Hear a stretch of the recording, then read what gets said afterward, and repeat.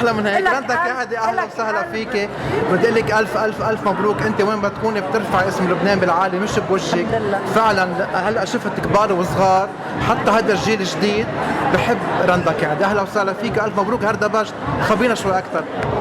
من اسمه مبين قد ايه مختلف، قد ايه طبخه جديده، قد ايه في روح شبابيه.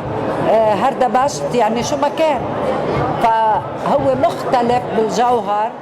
هو كل الاشياء اللي بتوجعنا بس بنضحك على وجعنا. رندا كعدي تكرمت مؤخرا من مهرجان ميرا اووردز، وتكرمت كمان من مهرجان الزمن الجميل. رح يكون في شيء هلا جديد قريبا لست رندا، وشو بتقولي لهذا المهرجان الزمن الجميل اللي هيك دائما على تواصل معه؟ انا يعني عندي ضعف لمهرجان الزمن الجميل مع الدكتور هراج. ما بعرف شو بدي اقول اكثر من كميه الحب كأمرني يا روحي ماما رندا. انا امهم هيدا الحب الحقيقي. ايه انا امهم يغفر كسمك يا روح قلبي. بحبهم كثير.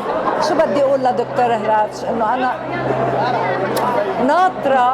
ناطرة انه كمان يضيف على تكريمي تكريم، لانه هيدي كانت وصية من الاستاذ مروان نجار الله يرحم روحه. هو اللي اول ايد مدت لي وعملت لي هالتاريخ. ست رندا عم تحضر شيء هلا بعد هردبشت؟ هلا بريك، وبعدين اكيد في اشغال كثيره عم بقراها هلا.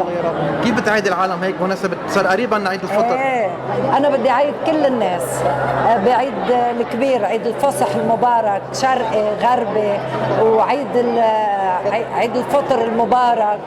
يعني فصح وفطر وفرد شهر نيالنا قد ايه ربنا راضي علينا.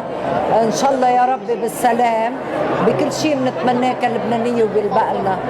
انا بدي بوسك عجبينك، اقول لك ميرسي على كل شيء عم تعملوه حبيبتي.